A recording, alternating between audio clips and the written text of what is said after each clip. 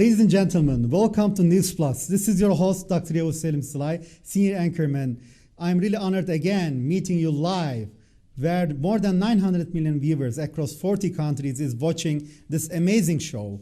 Today is a very special day because I have my beautiful colleague, Esther James, aka Esther Pristi, inviting more than 30 parliament members from Nigeria. That's why we prepared a special generation of different areas of Nigeria, talking about Nigeria, as well as the Benue state. So let's watch these two very nice VTRs and then welcome our guest from the Benue state. Shall we? Let's check the videos.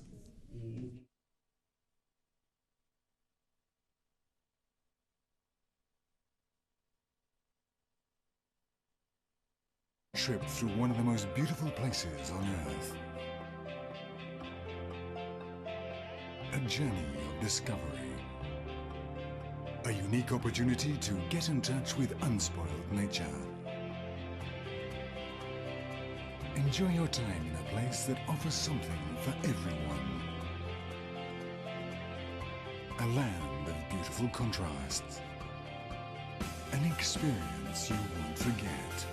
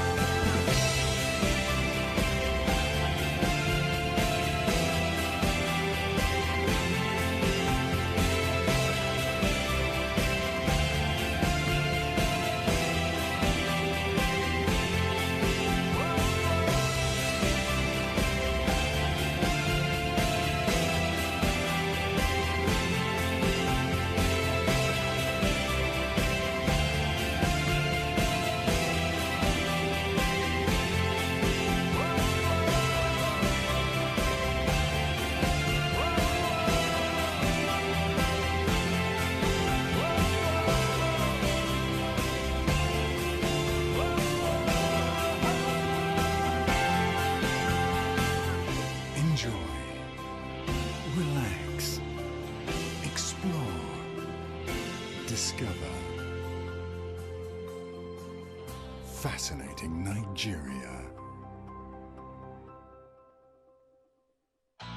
Located on the western shores of Africa, Nigeria is a welcoming country which promises a fascinating experience for everyone. Welcome to Abuja, the capital of the country. Here you will discover Nigeria's religious and cultural diversity, while enjoying the many international hotels offering first-rate hospitality and top-of-the-class business facilities. Step into the exciting city of Lagos, a place where tradition and modernity come together. Considered Africa's own Big Apple, the city is home to luxurious hotels and some of the best shops and restaurants in the country. Enjoy the unique nightlife and thriving music scene of one of the most vibrant cities on earth. Rediscover relaxation in Nigeria's southern state of Akwa Ibom. Enjoy the finest hospitality at Le Méridien Hotel and Golf Resort, where the lush greens of the world-class 18-hole golf course and its unique location in the middle of the jungle will ensure a lifetime of memories. Discover the beautiful city of Calabar, capital of the Cross River State, a lovely and peaceful place located on the southeast coast. Immerse yourself in the local traditions and get in touch with Nigeria's rich cultural history through the many festivals around the country.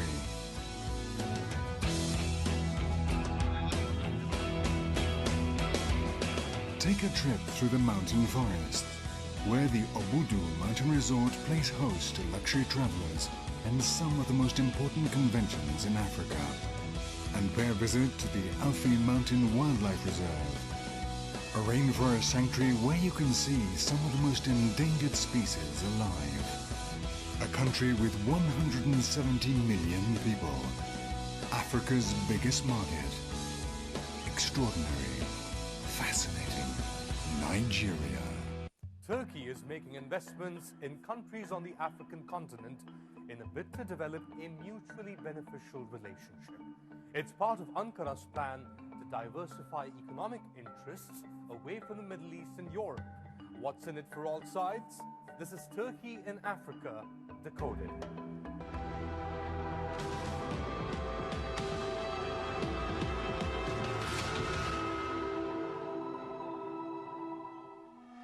Turkey is among the world's leading producers of textiles, automotive parts, and construction materials. As a G20 member state, Turkey's largest trading partners have traditionally been European Union members and these other countries. But behind the scenes, Ankara has been busy courting countries on the African continent. Turkish President Recep Tayyip Erdogan wants trade between Turkey and Africa to reach $50 billion by 2025. Now, this might seem an ambitious target given the current trade volume, but Erdogan might be onto something. In 2003, Turkey had a trade volume of $5.5 billion with African countries. By 2019, Turkey was trading with $26.2 billion. Now, these numbers have dropped to around $20 billion this year due to the coronavirus pandemic. One of the reasons for Turkey's interest in Africa? Well, Ankara sees a major reorientation of its economic and political interests in the past decade away from traditional power centers, for example, in Egypt. This has created space for Turkey to carve out new partnerships across Africa. Where in Tripoli, Turkey has supported the UN-backed government of national accord against the UAE-backed Khalifa Haftar. So how has Turkey gone about building its relationships in Africa, you might ask? Following a somewhat similar approach to China's. We recently heard Turkey's Minister for Trade use the term win-win, a firm favorite saying associated with China's engagement strategy in Africa as part of its One Belt, One Road initiative. Whereas China is cultivating new ties, Turkey is relying on its Ottoman past to gain new business access in Africa. Turkey has prioritized aid distribution and capacity building as well as vocational training, building schools and hospitals. For example, in Mogadishu, Somalia, Ankara renovated a 200-bed training and research hospital constructed by TİKA, Turkey's International Development Authority. Turkish soldiers are also training a 20,000-strong Somali National Army at a sizable military facility on the outskirts of Mogadishu. Now, how do I know this? Well, I traveled to Somalia and met Somali officers who spoke perfect Turkish. Turkish firms now operate Mogadishu's air and seaports, and Turkish Airlines flies to the city with a stopover in Eritrea. It's not just military matters Turkey is engaged in. It is looking to expand its ties post-pandemic into areas such as e-commerce, agriculture, and construction. Because countries in Africa with a history of Western imperialism might be a new frontier for the Chinese ripe for exploitation, Turkey has the benefit of time and of hindsight, of being connected to Africa by faith, and a belief in a shared future on equal terms. Let us know what you think on our YouTube channel, and I'm on Twitter at Ali_Mustafa.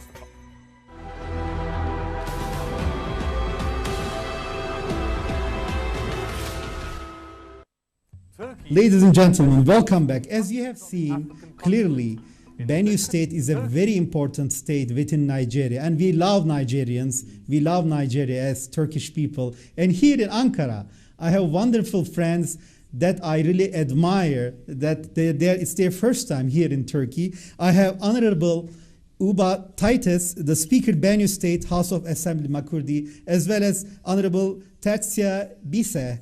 He is actually the Chairman, House Committee on Information and Orientation on the 9th Benue State House of Assembly. Welcome, Honorable Uba Titus. Thank you very much. And welcome, Honorable Tetsia Bise. Thank you, Dr. Yavuz. So honored to have you. Yeah.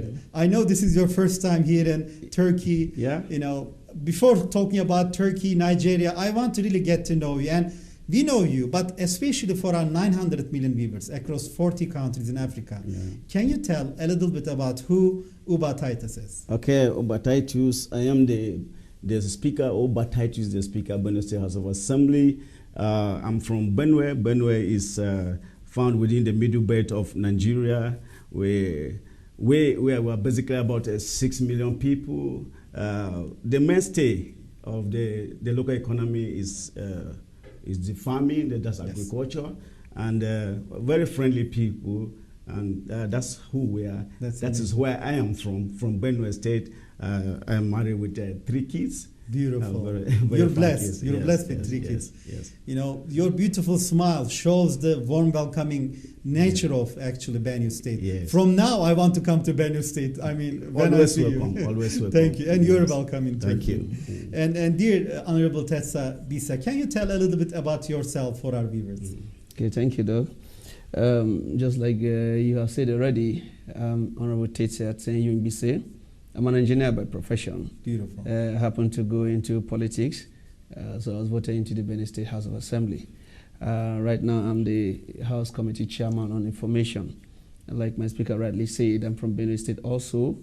We're very friendly people, like you can tell from our mien. So it's good to be here. We came over to Turkey to see how we can learn about our new environment here and see how it can impact back to our local economy and our people. Thank you. I mean, taking your step, coming here, we're really excited. We're really honored to have you. Yeah. On behalf of all the Turkish people, and also on behalf of NTR, which is the only Turkish television broadcasting to Africa, we're really excited to host you here in Ankara. Yeah. And I hope you will come again, and we will visit you in Nigeria and Benue State as well. My first question is, just in general, you know, I'm actually organizing a meeting with African Chamber of Commerce, the DEIC, Turkish African Chamber of Commerce, Vice President, Vice Chairman, Süleyman Boşça. He is also a wonderful attorney. He has many offices across Africa. He is very excited to meet you, hopefully tomorrow or the day after tomorrow. And there will be other visits, including Ankara Chamber of Commerce, depending on your availability. But I want to get your first impression about Turkey. Was it what you expected? What's your opinion? I want to take from you and then from you. Okay. Well, what I have seen has beaten completely my imagination. You know, everybody has that mental picture about places. I had a mental picture about Turkey, but what I've seen have beaten completely That's amazing. my mental picture of Turkey. Turkey is a very beautiful place. We're advanced in technology. The infrastructure is wonderful. Europe, you've seen all of them. So it's so beautiful. Turkey is beautiful. I wish to come again and again. And you're always welcome. And yes. What is your initial opinion about Turkey? Are they hospitable? Did you like it? Was it different? Were you expecting different things, or did you see what you expected? Yeah, I actually met my expectations here. The only little challenge I had is we're in a pandemic era. And so because of that, the personal connection with the people is a bit tempered. It's very difficult. But I think for infrastructure-wise, the city, it is actually what I expected to see. And then given the people we're interacting with, I think the Turkish people are very hospitable people. The same like you. Usually people reflect themselves. I can see in your heart how beautiful people you are, and honorable, of course. And usually people see but they actually are reflecting themselves, and you do reflect. You may want me to add a little. Please. Yeah, please. we took out our tour guide took us out yesterday, and then I sat in the bus and I was like watching the traffic behavior of the people, and it is quite commendable. So those little things speak about the big story of the people, and I was like, wow, there are so many cars and everybody is calm. Yes. And those little things, they speak the big story of the people. That's true. Respecting each other is the key at the end. Life is short. We need to enjoy life. And why stress out if we can? We all have an urge of rushing. Even during the flights, I see many people, they cannot wait. Like they want to get out. That's one of the things actually I see in Turkish people, They like, I say, well, eventually we'll get out. So no rush. It's one of the urges. It's hard to control. Similarly, we have to respect each other, regardless of our faith, religion, background, socioeconomic level. We are human, and we are brothers and sisters in humanity. That's how I always view, and this television is also viewing as well. Being a speaker of the state, can you tell first a little bit about Benue state, because I know one of your goals is to also enhance the relationship between Turkey, Nigeria, as well as the Benue state itself. I want to learn a little bit more about for our viewers. In general, you can talk about Nigeria as well, or first Benue state. I leave it up to you, and then to you. Yeah, first of all, I want to look at myself as the Speaker of Benue State House of Assembly. In any society, when there's no purposeful leadership, you're bound to have chaos.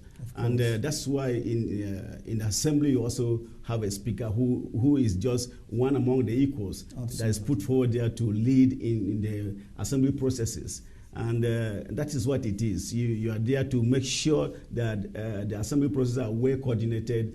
Because like we have about 30 constituencies put together. We're in the assembly, and these people are coming from very different backgrounds. And then if there's no purposeful leadership, what it means. Then you will end up chaos. Exactly. So that is what is there. The speaker is there to try to coordinate the assembly, to try to make sure that everything's done well and there's no chaos. Everybody coming in there is trying to represent a group of people. Of course. And so there are a lot of different interests are coming together, different characters and all of that.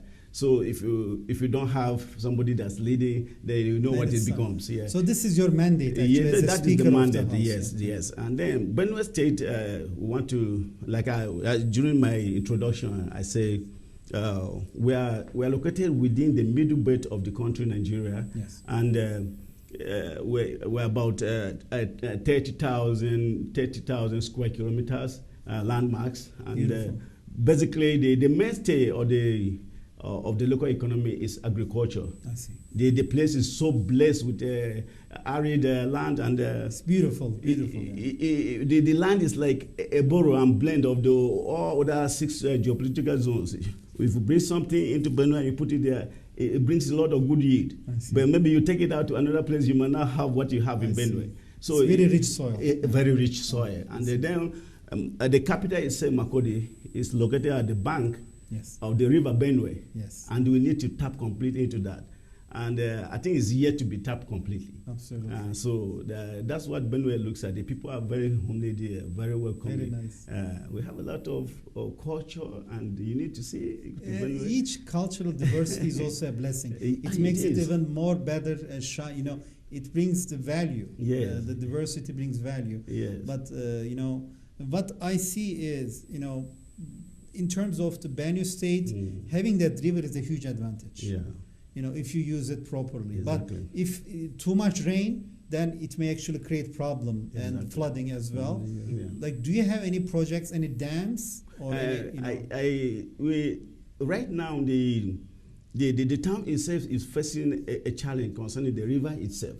Because we discovered that the volume of the river is almost gone because so much sand has been taken over, and then if there's the Cameroons is ahead over there, and if they have a very big dam and it's getting threatened. If that gives way, then there's no volume for the river to take the water, and then that can create flooding.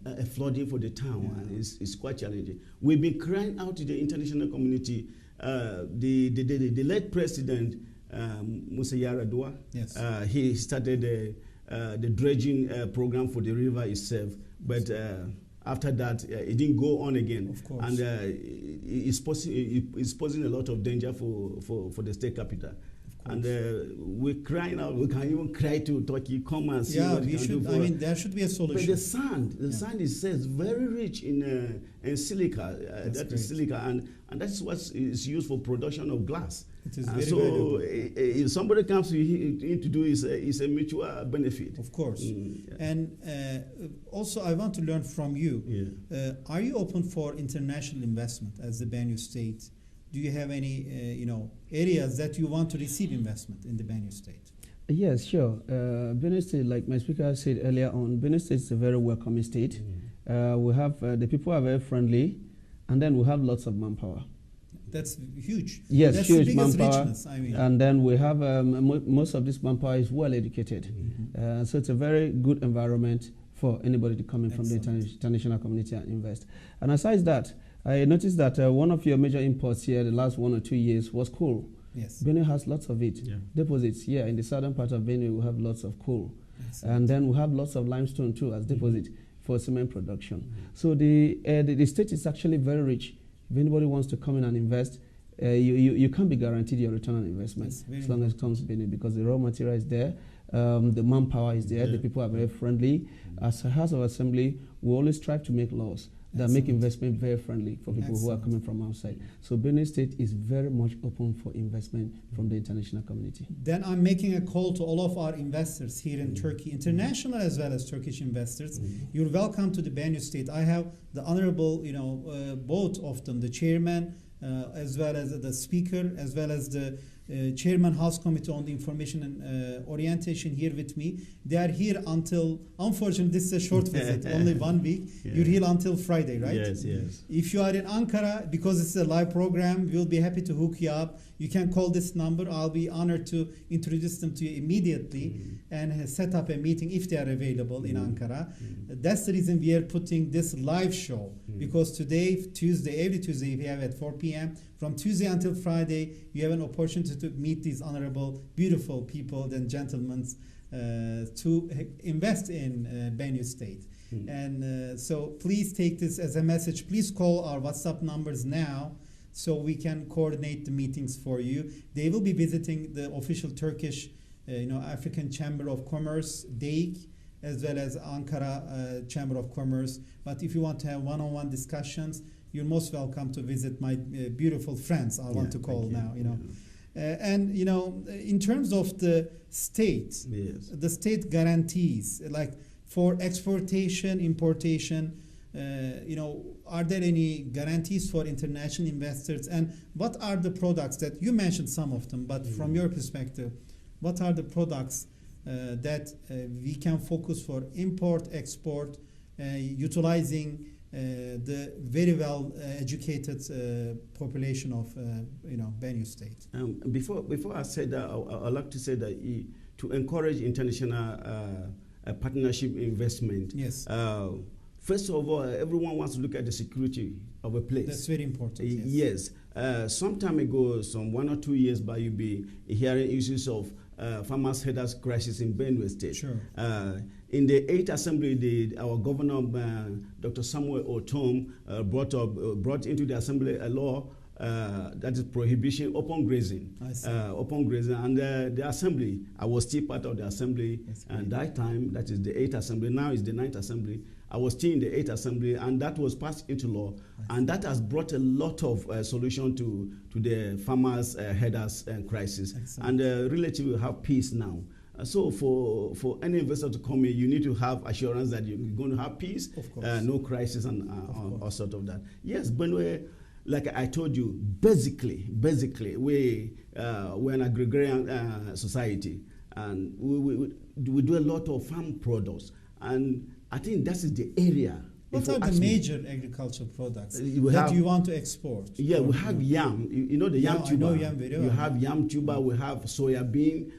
Tomato is producing large quantity. That's huge. A lot of you have fruits.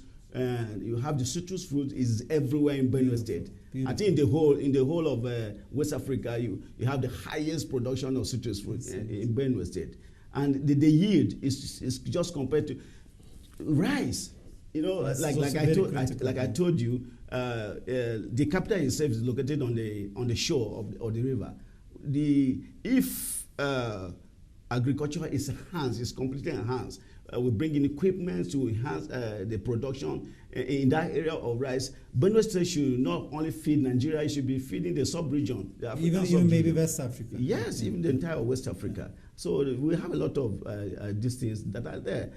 What we need to do is to improve our way of agriculture. Absolutely. And because what we are doing basically now, mostly I can say is peasantry. I see. So if we begin to mechanize, I just went out here one or two. I see that most of farm equipment, most of agricultural implements are Turkey does it themselves, and they have a lot of it here. We have very good quality agricultural equipment that are here. So I think this is an area that we can have immediately.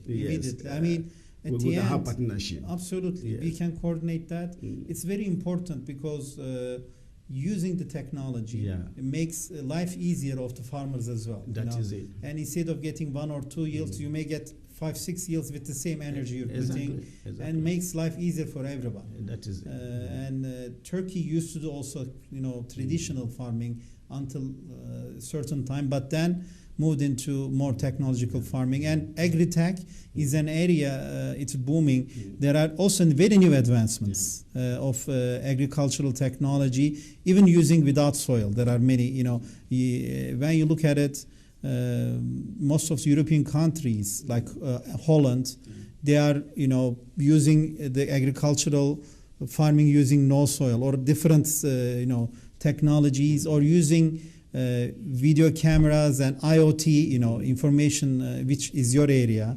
And we will be honored to coordinate this collaboration and hopefully create value for our brothers and sisters in the Benue State. From your perspective, sir, what do you think about the opportunities? Because you're also in the information area. I'm very curious. We're in the digital era now with Industry 4.0. New areas of technology in IT is becoming very important, and even for agri-tech.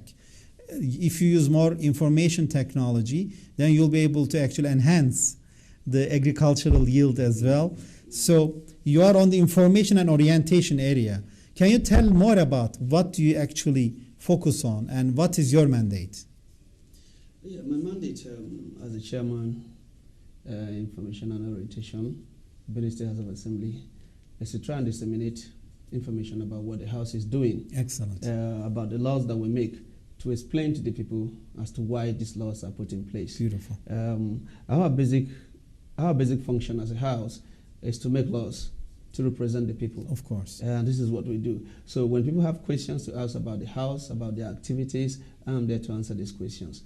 A lot goes into it more than that. We have to liaise with the executive also. Because whatever laws we make, implementation has to come from the executive. And the enforcement has to come from the law enforcement agencies. So we try to liaise with all these people to see that whatever laws we make, whatever recommendations we put through are not wasted. Absolutely. So this is basically my mandate. But as a legislator, we go beyond that because we have to interact with our people on a daily basis to see what their problems are, to see what we can bring to the table, and inform the executive that as people that are from the grassroots, this is what our people need. So we'll make these laws. The executive has to understand that we are taking this information firsthand. The laws are not just theory, the laws are very practical. Touching people's lives at the end. And so as the information man, we try to do all this. And when I put all these things together, I try to bring it to my speaker, to the House in general, so that we'll see what to have on ground and what we need to work on. That's amazing.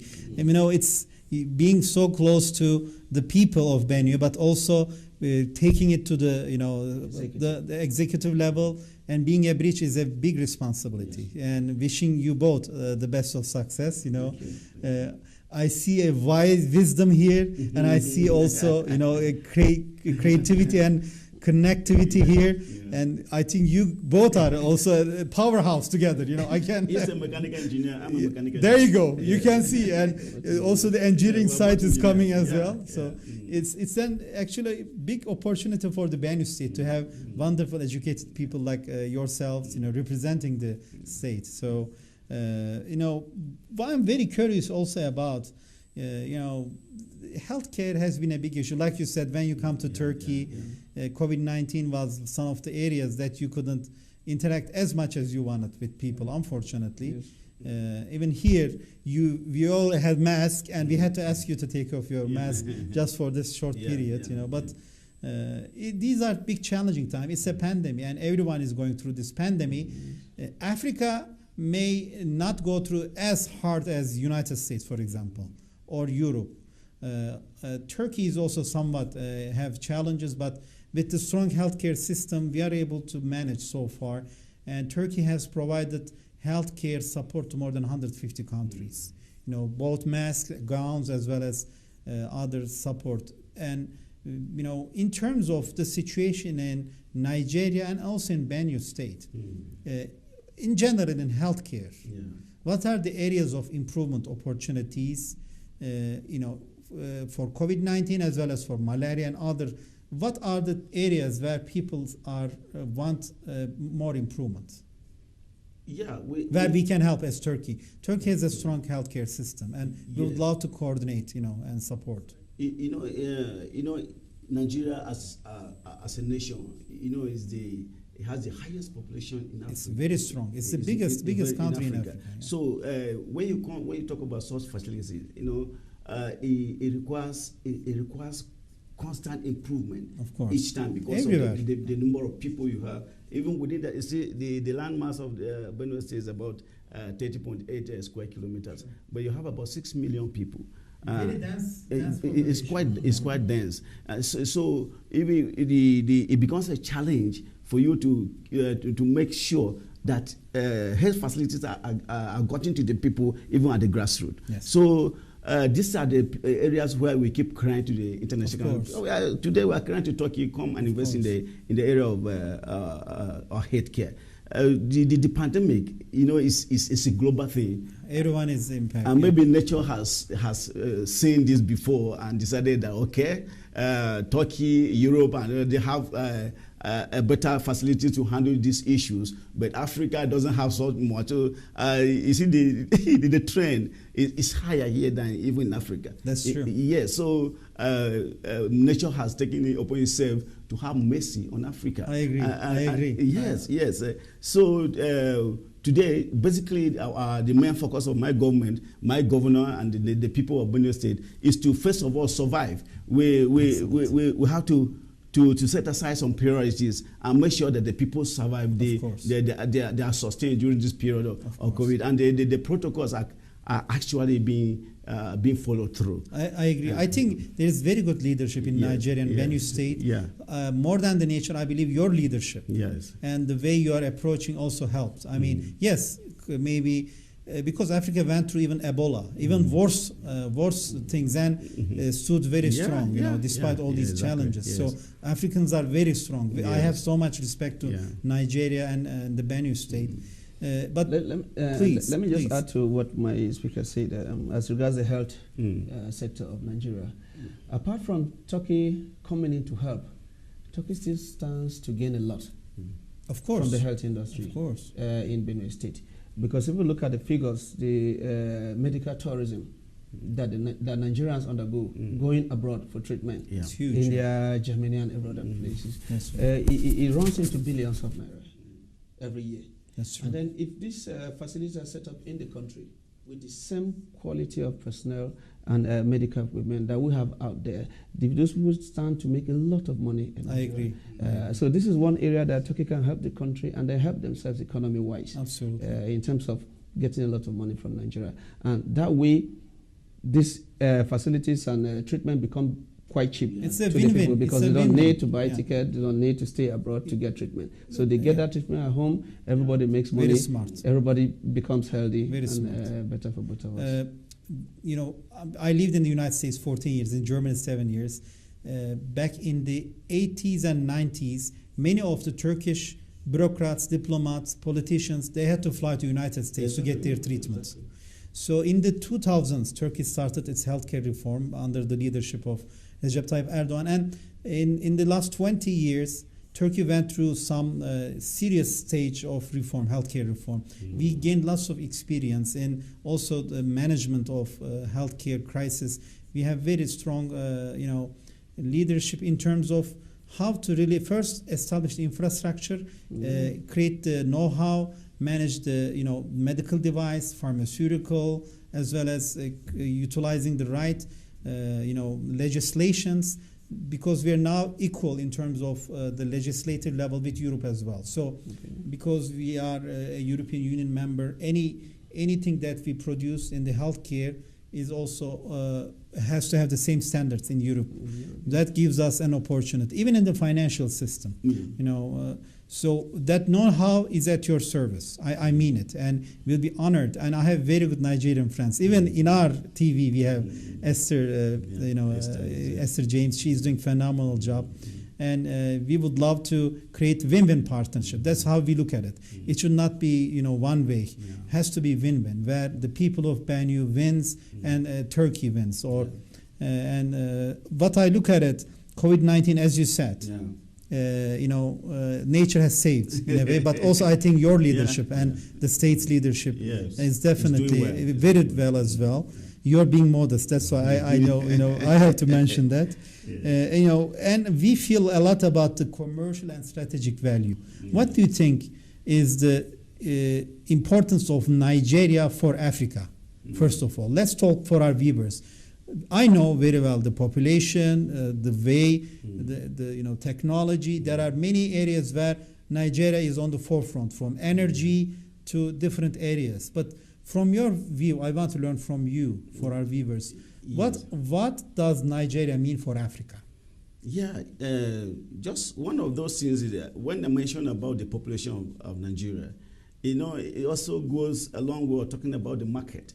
Nigeria has a very large market for Africa, and it's high time Africa begins to produce things for themselves, because the market is there even within Africa, and Nigeria has put forward a very large market even for even not only Africa, for Turkey, like what I was saying. Yes. So when you begin to think of Nigeria, you begin to think about the market for the things that Africa should be able to produce. So it's one of those things. Nigeria is, when we talk about agriculture, it's not just Benue. Of course. And Nigeria has a large in agriculture, area in agriculture of investment. And I think we should begin to feed even the world. I agree with you. Yes. I agree with you. This is a huge opportunity, in terms of doing the investments and feed the world. Exactly. And when you look at the situation in Nigeria and look at the African Union, do you see Nigeria's position supporting ECOWAS and the African Union? What is your position? That's something.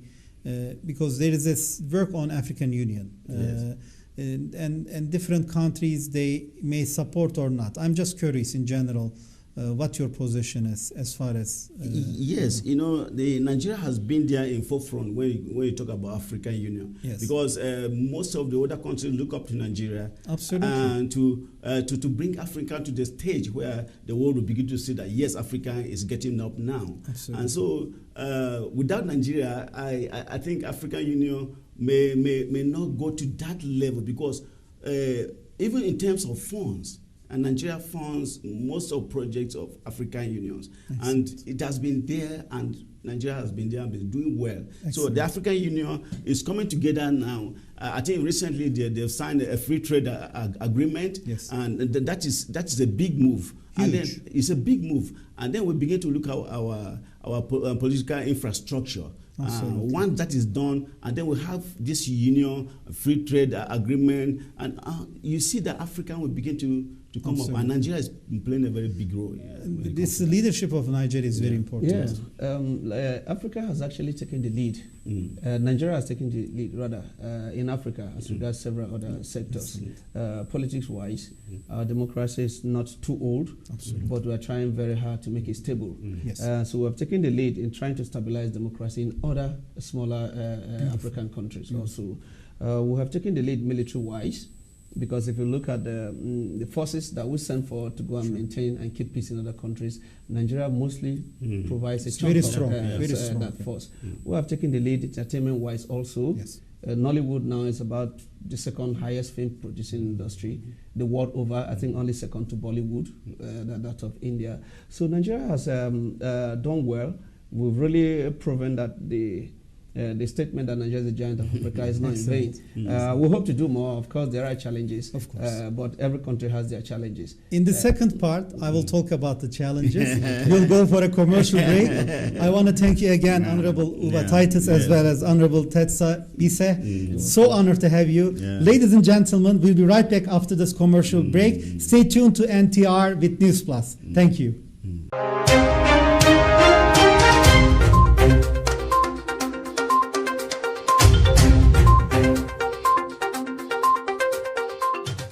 Ladies and gentlemen, welcome back to News Plus at NRTTV, the only Turkish television broadcasting to more than 900 million people in Africa. I am really thrilled and excited to have my beautiful friends from the Benue state of Nigeria. We have been even talking during the offline about what opportunities we can do together, from education to technology to energy to agriculture. And I see huge opportunities because they are very open. They are very open in terms of creating synergy because they love their people. They love the state of Benue, and they want to create also value for the state. And same for us. We want to create, synergies with the television in Benue state as well. As you mentioned, we want to call them our brother television. Hopefully, we want to plan a signature ceremony here for the television if we can arrange. But overall, I want to understand, when we were discussing the synergies, the importance of Benue State in Nigeria. I want to dive a little bit more into, for our viewers to understand more about Benue State before we move into, there are always propaganda everywhere. You have received propaganda about Turkey and negativities, maybe against Benue State. Or against Nigeria. Many people portray something which is not there in terms of security, in terms of the people's hospitality. So I want you to tell me more about anyone who is watching here from Africa. What should they think about the Benue State, and what should they think about Nigeria? Yeah, I will start with Benue State. Benue State, basically our challenge has been that of security. We used to have this. I mentioned before in the first stanza of this program that we used to have these challenges of herders and farmers always clashing, and this gave a lot of problem to our farmers. People were not able to go back to our farms, and this, like I told you, is the mainstay of the economy of the local people. And then. When this dispensation came, when our governor now brought up this law, and then we put it in place, and now we have relative peace in Benue State. So people are now going back to their farms, and we have that assurance that people can come into Benue now freely and invest. And you see, and it has gone a long way to cover as Nigeria as an entity itself.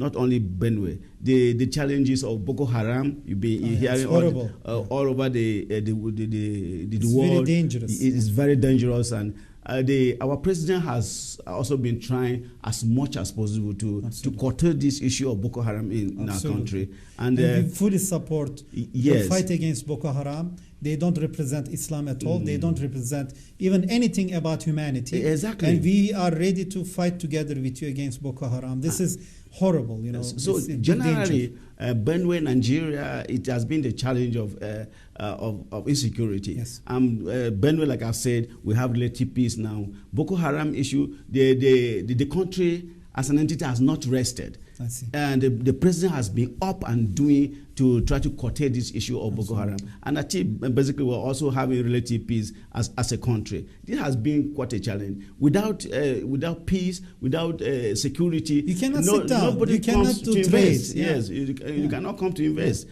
Look at I think Nigeria, Turkey have been a member of the D8 group of countries. They are. Yes. The founding group of countries. Nigeria is very critical. You understand? So I think that relationship, I think we should upgrade it. I agree with you. Nigeria, Turkey, we should upgrade this relationship so that let's have this commercial relationship. Let it not just be friendly. Absolutely. We are just on being friends. Absolutely. No, let's have a committer that we can upgrade and then have this symbiotic kind of relationship. That, yes, Nigeria has a very big market. Turkey is well developed technologically, and then we can use that to improve our own infrastructure, and then Turkey can take advantage of this market. Absolutely. So those are the challenges. The challenges we have is security. We should have security for our country, for our state, so that people can come from outside and invest. Absolutely. Yes. Turkey even supported in terms of security. Yeah. We have, the Turkish government is ready to provide support to the security of Nigeria as well. Yes. I mean, I can tell you that clearly because Turkey has, supported Somalia, for example, and there are many countries where we help them train their even security forces. Yeah. So whatever it takes, we are wide open. We believe the empowerment of Africa. Yes. We have no preconceived notions or any agenda. We want, because the stronger the Africa, 1.3 billion people. Like you said, even just Benue can't feed the entire world. Yes. Why deal with all these wrong political things which doesn't make sense? We should find ways to create business synergies and peace and prosperity for the humanity. And that starts, please. Yeah, Turkey actually is strong militarily. It is, and Nigeria is very strong. Turkey sits between Asia and Europe, and they have one of the strong military formations on either side. It's the largest force in NATO. Yes, largest force. And then this is what Nigeria can make use of. Absolutely. Because, of course, like my speaker said, we've had our issues of schematics. We're trying to overcome them. Of course, nothing is entirely eradicated. We still have some pockets of schematics here and there, but at the end of the day, we're trying to get our acts together and move forward. So I think the issue of security is one sector that Turkey can actually come into as Absolutely. To assist. Benue is actually very important to the unity of Nigeria as a whole. Absolutely. If we look at history going way back, when we had a civil war, of course, most other countries had their own fair share of problems before they came to independence. We've had ours, and Benue State was in the forefront of fighting to keep the country together. That's so it will be very important. It's like the heart of Nigeria. Yes, it will be very important. Bringing the diversity and it's like a glue. You're holding together. So, and Benue State is still one of the major states that straddle the middle belt of Nigeria. So Benue State is actually very important to the country. Absolutely. And then the agricultural produce that we bring forward, both north and south, they come to Benue to buy food, and we end up feeding the nation. So some of the security challenges slowed us down for a while, but we're picking up. So I hope that in future, Benue will not only be feeding Nigeria, but feeding the sub-region. I agree with you. And this pandemic also showed how much we are actually dependent on the supply chain of food. At the end, people are not thinking about luxury. They are first thinking about security, survival, food, security. Because the pandemic showed that clearly to us. The pandemic actually took its toll. We had a period in Benue and the whole of Nigeria where we had a shutdown, a total shutdown of the country. Yes, we did have. Nobody was moving across state borders, and the people were advised to stay indoors. People were not going to work. Offices were shut down. Maybe lost jobs. Yes, like offices were shut down. Yeah. So even the agricultural produce were affected. People could no longer travel to other states. People had produce that were wasted because people can't come and buy from them. Of course. So right now we're still trying to pick back up. But the challenge again is the second wave of the COVID that has come around. It's difficult, but being the second time around, we have learned how to manage from that first wave. Exactly. We're not there yet. We can't say we have overcome the challenges of COVID, but we learned from that first wave and we're trying to cope with this second wave and see how we move forward. Perfect. Yeah. I believe Benue is really critical for Nigeria. Yeah, and it is. The more we can actually create success stories coming from Benue, it will be a role model for the entire Nigeria and West Africa. And we are at your service as a Turkish nation. I mean it, you know, from, as you said, from security to healthcare to energy to agriculture. I mentioned a couple, you know, even government companies to you. We will be honored to enhance, because you came all the way, 9-hour flight. You know, we have to find a way, because you are, you know, you were kind to come here. So I'm really grateful on behalf of the Turkish nation and welcoming you both. Thank you.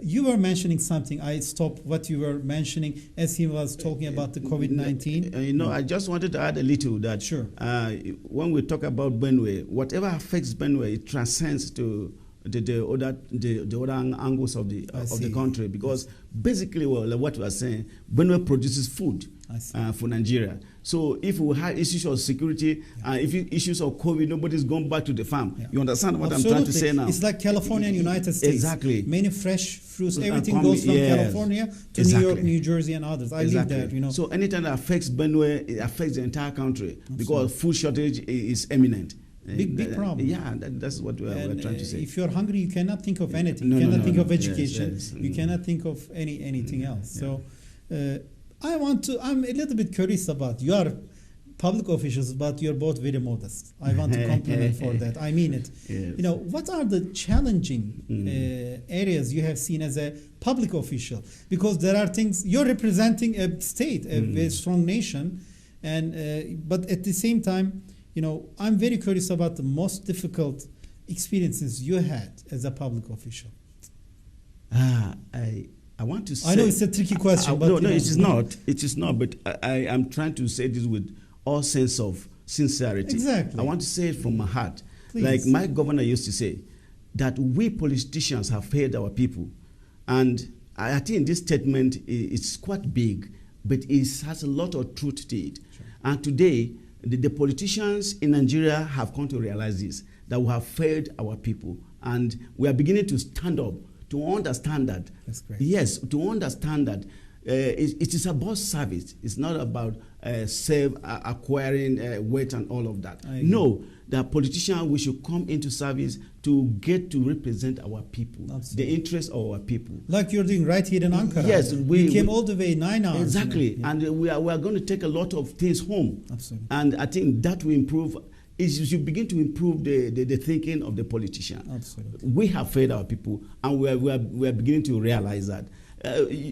Criticisms will come as a public servant, and then you should look at the criticisms themselves, and then how can you do this adjustment to look at what the critics are talking about. Sure. And once you begin to do that, I think you will do better for the representation of your people. But we are saying that we have failed our people, and we are very sorry, and we're beginning to stand up to our challenges. This is very sincere statement, very powerful, but this statement also actually gives even more hope, because that shows that you can actually, rise the nation and rise the state. Exactly. What is your opinion? What was the biggest challenging time you had as a public official? Yeah, as a public official, there are several challenges, not just one. You rightly say that it's a tricky question. We have several challenges. But one of the biggest challenges of every politician or a public officer is how to interact with your people.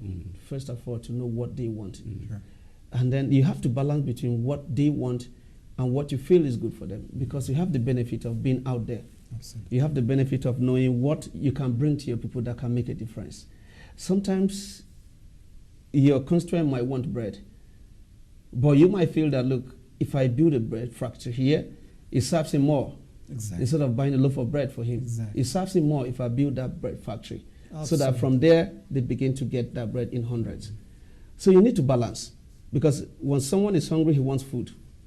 As long as you bring that, you're happy. But maybe if you actually build the system, how do you convince him to be patient? It's just a little, let's build that food processing factory so that tomorrow the generations yet unborn can enjoy from that. Absolutely. So that has always been a challenge. And I don't think it's just with us alone. Everywhere. It's Everywhere. just humanity. Everybody wants satisfaction for what they need And at we that time. we are not patient. We all want now, right now. Like Yeah. Yes, it's in our nature. Like So that has been a challenge. For a politician, that has been the major challenge.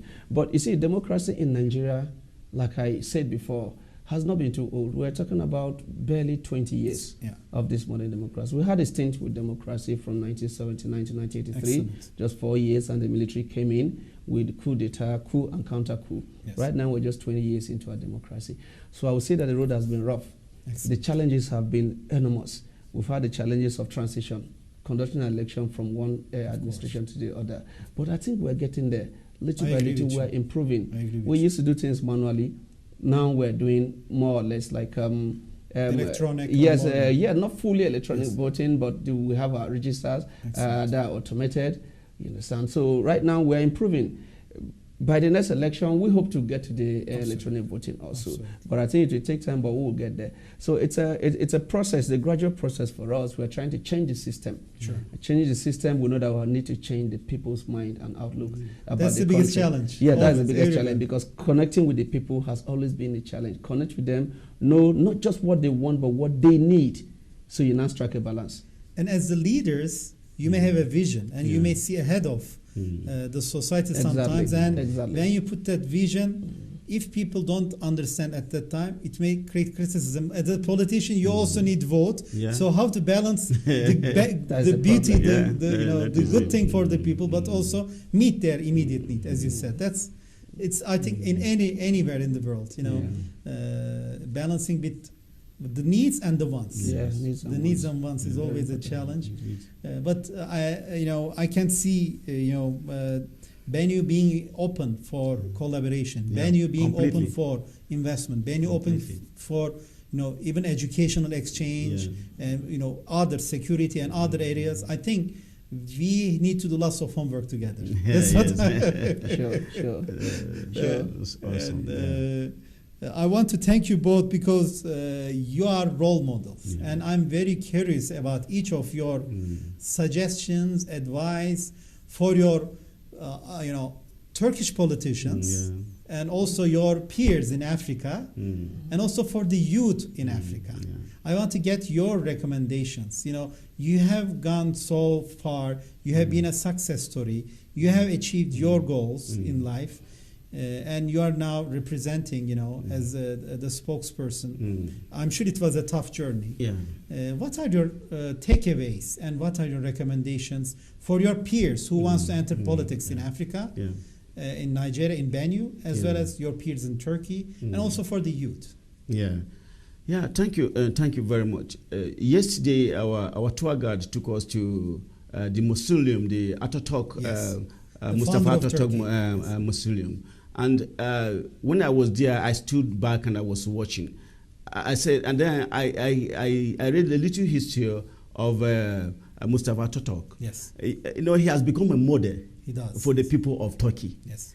And that is what my advice would be to my peers and to the young ones, that they should begin to learn to become like Mustafa Ataturk. Yes. Because you become a model for the people. Sure. You have to start it right from your youth. Sure. But by the time you get up, then you begin to think as a politician that it is all about service of the people. Absolutely. It's not all about yourself. And that is what Mustafa Ataturk stands for, the people of Turkey. Absolutely.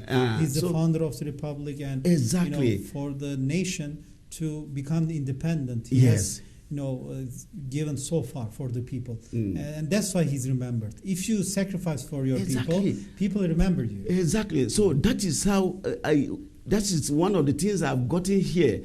I went out there and I was like, how I wish I'll be remembered like Ataturk by the time I'm out of this world. Yes. You understand? I So do. that is a model to set before Very the people. nice. Very nice. I appreciate the Turkey people for remembering Ataturk, for what he stood for the people of Turkey, and what the young ones should emulate from him. So that is what it is.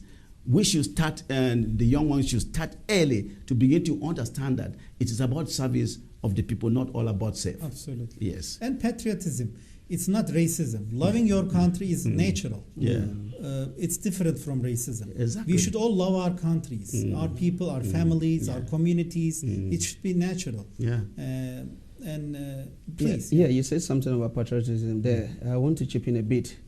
Patriotism, basically, it's about your love, Exactly. respect, and loyalty Absolutely. to your country, Absolutely. not to your president or your I government. agree with you. So I this is agree. the problem that so many politicians have, especially in the third world countries, Yes. especially in Africa. We grew up being loyal and committed to the leaders and not the system, not the constitution of Yes, the country. yes. So if we learn to begin to put the country first I and agree not the with you. person sitting on that seat first, then the country will be the better for it. It's about principles. Yes, it's not about about, principles. yeah, I agree with you. Because as it is now, most times in Africa, we vote for parties and not for the And we are individuals. all emotional. Yes. You all, it's like so- soccer team. Yes, Like you root something for like a that. soccer team. So we'll get to a point where we begin to look at the institution as being better. And like democracy, like you said earlier on, democracy has its peculiarities. Every country is free to practice democracy the way it feels it will suit it. Of course. As long as people are freely voted for and they can freely vote for others in return. Absolutely. That is just all about democracy. Absolutely. But the institutions and how you practice democracy can vary across From different state countries. to state, even republics can Yes, change republics, from, you know, because we have all grown up to look at America as a beacon of democracy. Sure. But what happened in the last few days, the last few weeks, has taken everybody it's ruined, aback. it's ruined the American So now you nation. begin to look at that, and do you swallow everything line, hook, and sinker, or do you modify it a bit so that in your own country that kind of thing will not happen? Absolutely. Would you want to look at America as a model of democracy in the world and allow that to happen because it happened in America? Sure. No. So when you modify things a bit in your country, but still give the people the power, I think that democracy will thrive better in your country. Absolutely. There is no question in my mind. You know, the culture beats every system. Yeah. You have to really respect the culture of the people. Very you know. important. You cannot just say, okay, I'm doing this everywhere. That's why we have more than 8 billion people coming from different backgrounds. Yes. And we have to respect that. Yeah. We have to not just respect, embrace it. You know, and really understand and cherish that background. Then we are actually becoming real brothers and sisters, you know, rather than pushing on each other what we believe in. That is not how it should be done. It's You know? not right. I mean, you choose your way because you believe that's the best way. But just because it's the best way for you, it doesn't mean it's the best way for your brother or sister. you know? Democracy can be a framework. Exactly. Everybody works their way to fit into that framework. I agree. I agree. And as long as you don't take gun into your hand, you should have freedom of speech and expression. Yeah. Expression. As long as you're not, I'm not overstepping your boundary. Then it is real democracy. Yeah. But if I'm also fueling hatred to a certain group and creating clash, that's always a problem. So that, you know, from speech to hatred, there is also a line there, you know, where we need to be careful. Yeah, it's a thin line. Thin line, And you yeah. cross it easily if you're not careful. Yeah, then you know, that's why they stopped now Trump even to do his tweets, because at some stage, when people walked into White House, then you are actually taking over the people inside the White House, the congressman and congresswoman, not to do their job. You know, it's almost a coup d'état. You know, which has never seen in the American history. So we went through July the 15th coup attempt, and it was very tough for us. You know, and it was a group which was supported by, unfortunately, United States of America, which it's called Fethullah Gülen Terrorist Organization, and they really hurt. We lost more than 200 people, and it's a very dangerous group which is impacting many countries. And they come like they are you know, peaceful, but they have a hidden agenda. And we went through a coup d'état in July the 15th in 2016. So even though we have a longer democracy, we also are going through difficulties in the last 20 years. Being in important areas, some countries don't want to actually want you to prosper. And that's why I give special attention to the Nigeria-Turkish relationship. They have so many similarities. You know, they are good people, patriotic, open for business. They want to, you know, like you said in D8, we have to upgrade D8. You know, and really create more synergies and fight against any extremism. We like being expressive also, like expressing ourselves in several different ways. Absolutely. I mean, terrorism is every terrorism. Terrorism doesn't have faith, religion, background. It is terror. We have to fight against. If it's insulting you, you know, I cannot say, oh, this is Christian, this is Jewish, this is Muslim terrorism, or, you know, they may have their own. What happened on the Hill was homegrown terrorism. Exactly. Capitol Hill. Never expected. When the Black Lives Matter did the same, mass protest there, they were cracked down harshly. There was a lady who passed away there in the same location. Yeah. They did not touch the white supremacists. So the racism, unfortunately, I'm Turkish American. I have an American background as well, and I felt ashamed also. But at the same time, what we lived in July the 15th, I said, well, what comes around goes around. That's what I thought, frankly speaking.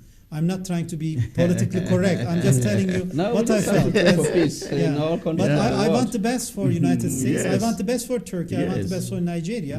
But we have to respect the nation's sovereignty. I mean, I cannot meddle as a Turkish person into the interior things of Benue. You will be so upset. Like, who the hell are you? But as long as we respect and create synergies, then you are welcome, right? I mean, we need to know how important all nations are. America is big. A stable America is better for the rest of the world. Yes. An unstable America will have It's much bad for the rest of the world, the sub-region and the rest of the world. Absolutely. So whether we love America or hate America, we need America to be stable. Absolutely. It's better for the rest of the world. Absolutely. I love Nigeria. I love Turkey. I love America. The people are people. They have no problem. Exactly. Don't get me wrong. Politicians are sometimes a problem. I'm excluding But you both. I did say that now. You said it from the beginning. Yes. I'm excluding you both. Yes. Now we make I will policies, say so that. the buck has to stop at our table. Exactly. I wish all politicians are like you. I mean, I want to, highlight that. I mean it. I'm telling this from the bottom of my heart. Thank you. Working for your own people, coming to Turkey and really trying to create synergies. This is something commendable. And I'm at your service to do whatever I can. That's my personal promise. And also on behalf of NTRTV. Finally, I want to understand, the areas of cooperation between Nigeria and Turkey, because the media is one area, which I am very aspired. And we want to create more cooperations in the media as well. We have Turkish satellite. We can offer Turkish satellite as a service to many televisions, for example, and radios inside Benue, inside Nigeria, or other areas that we can work. We should look into the areas of cooperation in energy, technology, finance, agriculture, media as well. So what do you think are the areas of cooperation? Yeah, you have just said it all. We are here and we are seeing how developed the technology of Turkey is. And it's one area that Nigeria as a country need to key in. We as a state from Benue need it completely. You have just mentioned all of it. We as a people, as a big country, they call us the giant of Africa, need to start producing our own thing, like Turkey is doing their own thing. We've been there, Nigeria has been there, but we need to get this to begin to do these things. And you have mentioned all the areas: agriculture, science and technology, healthcare, commerce, and all of that. So we need to bring this. That's why when I was talking about the D8, we need to activate. Actually, yes, we have to activate. We have to activate. We want to upgrade the relationship. Absolutely. This is very important. It's very, very, very, very important. So we're making a call from here to everyone in D8 who is listening. Yes. Find a way to activate D8. This is very important. Yes, it's very important.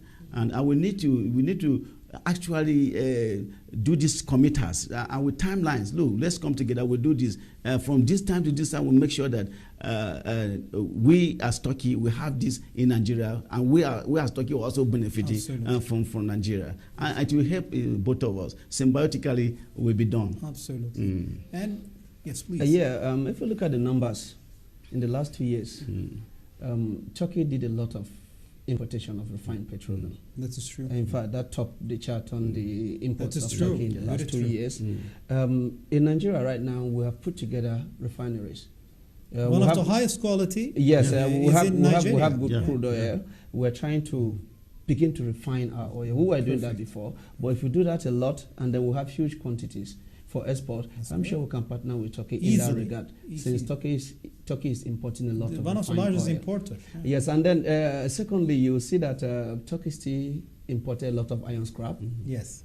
We have lots of that in Nigeria. You know, because of our population, we use a lot of metal, and then we have this scrap in abundance. So we can partner with Turkey on that also. And then I told you something about coal. Benue had lots of it. Coal. The neighboring state there, Enugu, had lots of it. Coal ranked like 4th or 5th on the import chart of Turkey in the last 2 years. That is true. So if you look at it, there's a lot that we can do. Absolutely. And then we in Nigeria, our textile industry is almost in comatose. And that is one thing Turkey Turkey is really booming in textile. Yeah, and then we can learn from them. Now, our government placed a ban on the importation of textile at some point, so that we can try and develop the industry from within. That's understandable. But there's no ban on importation of technology. Yeah. There's no ban on a mutual agreement of coming together to see how Turkey can help. We can always Nigeria in trying to boost our textile industry. So these are areas that the two countries can come together to work together. So if we try to explore these areas, I don't know how much of trade is going on between the two countries in these areas I've highlighted, but no matter the amount of trade, we can do more. I agree in with these you. areas. I agree. These are very good. Also, entrepreneurialism is very important. There are so many youth in Nigeria and so many youth in Turkey. Exactly. They are into finance technologies, for example, or they are into ICT, or even gaming. You know, gaming. One of the Turkish companies got $1.8 billion investment to one game company. You see? So it's like. We should also teach these youth and create maybe partnership of entrepreneurial activity between Turkey and Nigeria. We can easily coordinate these things. Sports is another area that we can partner. Absolutely. So the more we talk, I think we will finish. We will say, there are so many areas. We need to start somewhere. Recently, oil has been found in the Trot of Benue. Exactly. And the NNPC, that's in the Nigerian National Petroleum Corporation, is trying to make a big statement concerning the oil found in Benue. That's very important. Yeah, it is. We can easily coordinate many companies. So from many areas of investment. And I agree with you. Coming from Benue, I don't think we can leave this program without coming back to our state. The agricultural value chain that we can get from the products that we produce in Benue are enormous. Cassava can give you like 6, 7, 8 different products from it. Rice is the same thing. Yam is the same thing. We have fruits there that are wasting. We can process these fruits, have the condensate that go out there. And it's not wasted. Yes, used by everyone. The concentrate rather, not the concentrate rather, that goes out there. These things are in high demand. And Benue has lots of it. So if we set up factories or we partner with partners abroad, like Turkey, for instance, I'm sure there's a lot that we can benefit from each other, economy-wise. I agree with you. I mean, there are many food companies in Turkey which they have their places, you know, factories. We can replicate the same ones easily, you know. I'm really excited, and I hope I wish your stay was longer. You know, I'm flying to Istanbul tomorrow, and then I'll be in Istanbul for 3 days. But I will make sure you're well taken care of through my network and colleagues. That's my promise to you. Thank you very much. And please consider Turkey as your home. It is. You know, it is already. I want you to feel that. It is already. You are always welcome. It is all already. of our brothers and sisters in Nigeria and Benue State, please consider Turkey as your home. You know, we have so much alike than we are different. We can only realize that, you know, as we sit down and as we talk, you know, regardless you like Turkish tea or not, you know, but still being polite is important. And when I come to Benue State, you will offer me something. You're always welcome. And then, you know, but having respect for that, respect is also huge for us. It is. Thank you very much. I want to thank you both from the bottom of my heart. Thank you. And I want to take your final wishes, final thoughts about the Turkish media and NRTTV, because we are really trying to create these sincere bonds between our brothers and sisters. I call them brothers and sisters in Africa and Turkey. This is our only agenda. And you know, we are active for the last 3 years. We're working with TRT World, with Turksat, as well as we're through Luxembourg with SAS satellites. And I am very curious what you thought about the NTR television in general, and do you see how we can create more synergies for our brothers and sisters in Benue and Africa? One of your correspondents brought us here, Esther.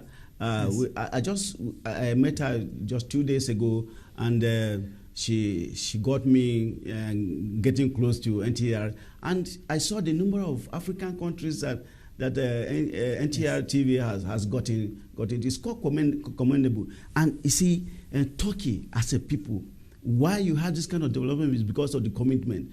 And then NTR will have to sell this to the people. People will get to understand that before you develop to this stage where Turkey is, you need that commitment. And the world get to learn through NTR from here to Africa and the rest of the world. We commend NTR completely for what they are doing. Thank you. Yes. We are trying to be a bridge, basically. Yeah, your final statement says you're trying to be a bridge. Yes. It's about the only TV station in Turkey that transmits to several African countries. Absolutely. This is priceless. It's something that we can actually utilize. I happen to be the committee chairman that oversees Benue Television. So you were talking about signing an agreement. Yes, that would be the right way to do. We can do it immediately. That can be, no, of course I might not have the authority to do that now, but we can have that and understanding. then I create problem. Like, oh, why did you sign on my behalf? I'm not going we can have that. But I want to show you how eager we are. No, we can have that understanding so that when we go back, we try and find a way that Benue Television and NTR can come together and see that when we transmit programs from there, you can tap from there. Yeah, we can do content and exchange, many things. Joint program programs. exchange and all whatnot. And then if you need information, you need reporters on ground to give you first-hand information about Nigeria. Our reporters are always there. That will be so I'll important. try to work with the television, the Benue Television crew when I go back there to see how we can connect. That's huge and news for us. The two networks will become sister networks. Yeah. Yes, we are on one side declaring we want to be sister of Benue Television. Yeah, we're asking for it. It's good. So we will hear. We will be will. waiting. We sure will. We're waiting for the response. Networking is the order of the day now. Absolutely. So nobody runs away from It's a a network. connected world. It's a Yes, connected world. yeah. So we're surely going to do that. I can assure you. Absolutely. Thank Thank you, sir. Thank you so much. You're welcome. We have the last 8 minutes to finish the program now. For the last 8 minutes, I want you to either sing a song or read a poem or say something that the people in Benue will feel that more than 900 million people are listening, the local flavor of Benue. So say something. It can be a poem. There is nothing to be shy. I know I'm surprising you, but no, it's actually a surprise. You may say my voice is not good, then you can read a poem, or you may say whatever you want to say. This is your opportunity. You can sing, you can read a poem, or you can say something that represents Benue to the entire Africa and to the Turkish people as well. Yes. I will give you each an opportunity. You have the last 7 minutes now. Okay. I know you didn't expect that from me. You want to start? Yeah, I can come You're like, you first, brother. No, you first. Okay. So we can close with some fun. Yeah, you see, Benue is actually the food basket of the nation. That is our motto. Yes. So every Benue man hearing that motto anywhere in the world will be proud. That food basket. Yes, food basket. That is the Benue motto. Every state in Nigeria has a motto. Yes. That it is known by. Benue's motto is food basket of the nation. So this is what I want the people back home who are listening to take from this program. We are trying to export Benue to the world. Perfect. We are trying to export Benue's food to the world.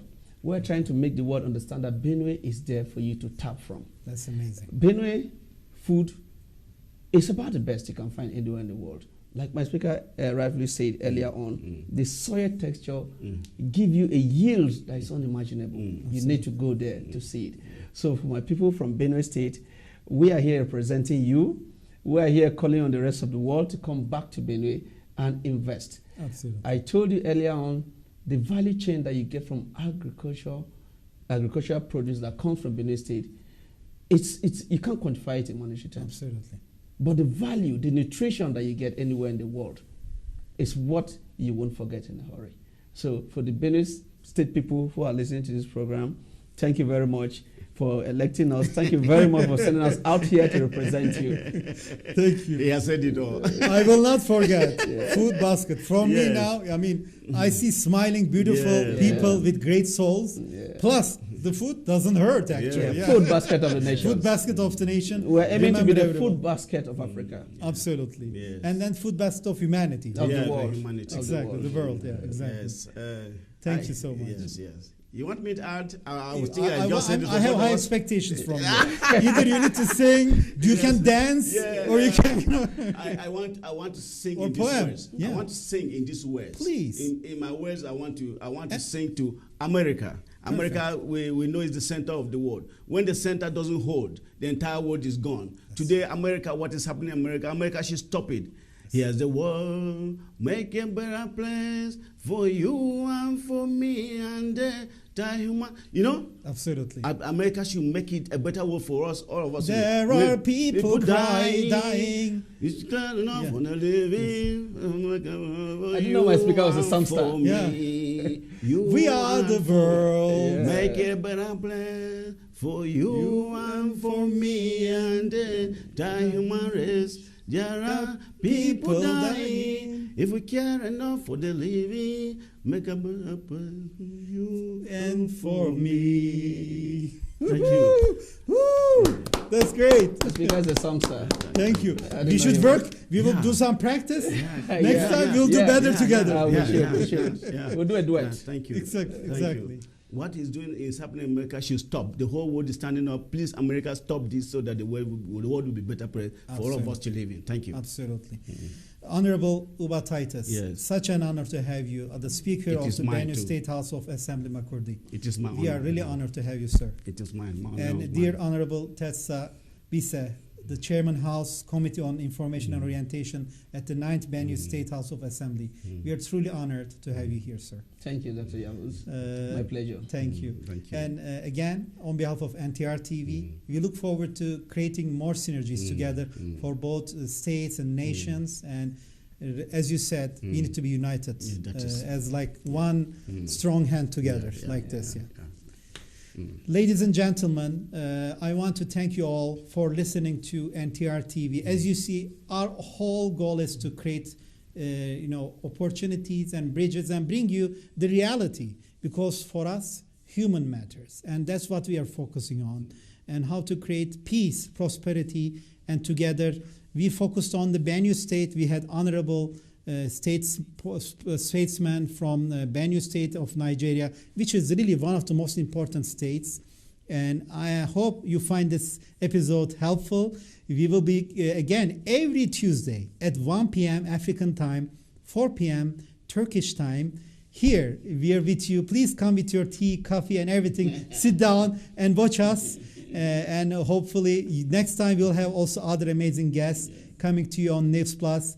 This is Dr. Yavuz Selim Sılay, senior anchorman from NTR TV. Take care and all the best. Wishing a wonderful 2021 to my beautiful brothers and sisters in Nigeria and Benue State from the heart of Turkey, Ankara. Take care and all the best. Bye.